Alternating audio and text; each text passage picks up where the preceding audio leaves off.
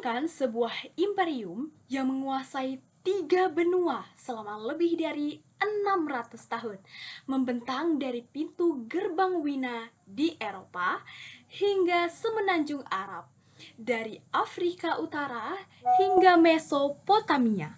Ini adalah kekhalifahan dinasti Utsmaniyah, salah satu kekaisaran terbesar dalam sejarah umat manusia. Bersama saya, Akila Syifa, yang kali ini akan membahas tentang dinasti Utsmaniyah.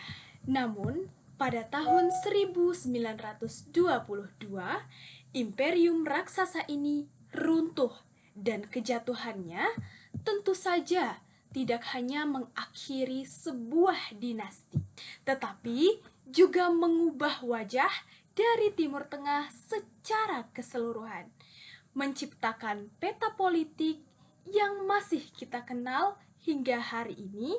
Dan pertanyaannya, kenapa sih kejatuhan dari satu kekhalifahan bisa mengubah peta politik dari Timur Tengah hingga saat ini? Untuk memahami dampak kejatuhan tersebut, kita harus lebih dahulu untuk dapat memahami besarnya kekuasaan dari dinasti Utsmaniyah. Dinasti Utsmaniyah sendiri didirikan sekitar tahun 1299 oleh Khalifah Utsman I. Kekhalifahan ini mencapai puncak kejayaannya pada masa Kesultanan Sulaiman Al-Qanuni di abad ke-16. Wilayah kekuasaannya mencakup seluruh Timur Tengah modern, dari mulai Mesir, Suriah, Palestina, Lebanon, Irak, hingga semenanjung Arab. Mereka menguasai jalur perdagangan strategis, kota-kota suci Islam, Mekah dan juga Madinah, serta menjadikan pelindung umat Muslim di seluruh dunia. Yang penting untuk dipahami selanjutnya, kekhalifahan dinasti Utsmaniyah ini bukan hanya merupakan sebuah kekuatan politik dan juga militer, tetapi juga sebagai simbol kesatuan umat Islam. Sultan Utsmaniyah menyandang gelar khalifah, yang yaitu pemimpin spiritual bagi umat Islam di seluruh dunia.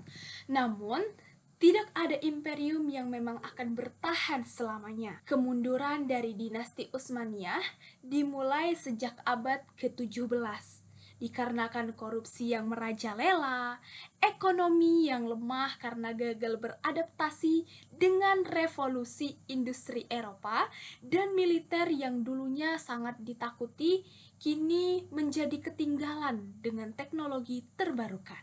Wilayah demi wilayah juga mulai terlepas. Mesir jatuh ke tangan Prancis di tahun 1798, Aljazair pada tahun 1830, Perang Balkan yang terjadi di tahun 1912 hingga 1913 yang merampas hampir keseluruhan wilayah Eropa Ottoman. Dan pukulan terakhirnya datang ketika Perang Dunia Pertama di tahun 1914. Utsmaniyah akhirnya membuat sebuah keputusan yang sangat teramat fatal, bergabung dengan Jerman dan Austria-Hongaria melawan sekutu. Ketika Jerman kalah pada tahun 1918, Utsmaniyah pun ikut runtuh. Pasukan sekutu, terutama Inggris dan juga Prancis, yang menduduki Istanbul dan wilayah-wilayah yang ada di Ottoman di Timur Tengah khususnya pada tahun 1916, perang masih sangat berkecamuk. Diplomat Inggris Mark Sykes dan juga diplomat Prancis Francois Curchod bertemu secara rahasia. Mereka membuat sebuah perjanjian yang akan mengubah Timur Tengah selamanya, yaitu Perjanjian Sykes-Picot. Dengan sebuah penggaris dan juga peta, mereka membagi wilayah Ottoman itu sendiri yang bahkan pada saat itu belum jatuh sepenuhnya. Prancis itu mendapatkan bagian atau daerah Suriah dan juga Lebanon, sedangkan Inggris mendapatkan Irak, Yordania, dan juga Palestina. Garis-garis lurus itu mereka tarik, memotong suku-suku, memisahkan banyak keluarga, mengabaikan sejarah yang telah berdiri hingga ribuan tahun. Ironisnya, Perancis berjanji kepada pimpinan Arab, yaitu Sharif Hussein, bahwa mereka akan mendapatkan kemerdekaan jika mereka membantu untuk melawan Ottoman. Janji tersebut tercatat dalam korespondensi Hussein McMahon di tahun 1915 hingga 1916. Inggris juga menjanjikan tanah yang sama kepada Zionis melalui deklarasi Balfour di tahun 1917 yang tentu saja mendukung pembentukan dari tanah air nasional bagi rakyat Yahudi. Pada tahun 1922, Sultan terakhir dari dinasti Ottoman, Mehmed ke-6, turun dari tahta.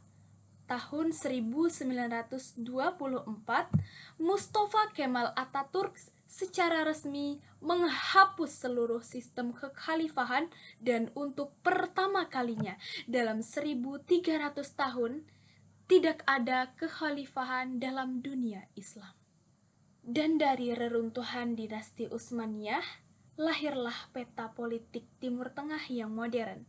Turki menjadi republik sekuler di Anatolia, Suriah dan Lebanon jatuh di bawah mandat Prancis, Irak, Palestina, dan Yordania di bawah mandat Inggris, sementara semenanjung Arab terpecah, mulai dari Arab Saudi yang berdiri di bawah Ibnu Saud, sementara Yaman mengalami perpecahan yang penting hingga memahami bahwa negara-negara ini bukan terbentuk secara organik saja.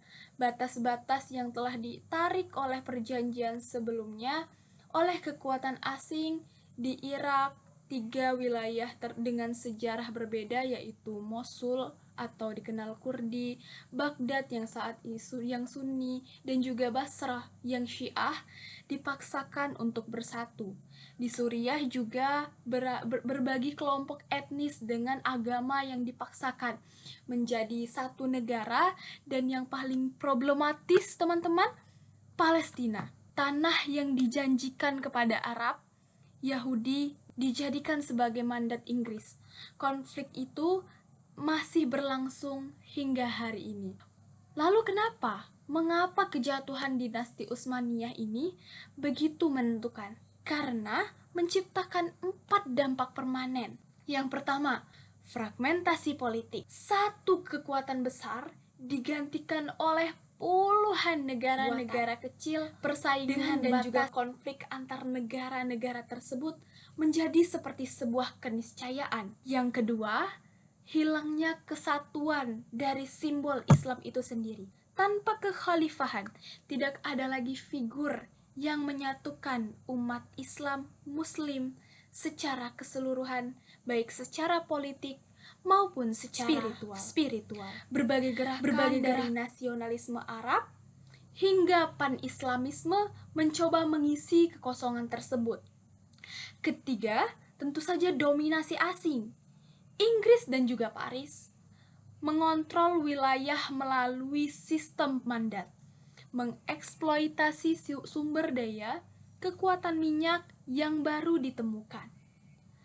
Kemerdekaan politik baru benar-benar tercapai pada tahun 1940 hingga 1960-an. Yang tentu saja keempat, konflik tersebut menjadi berkepanjangan.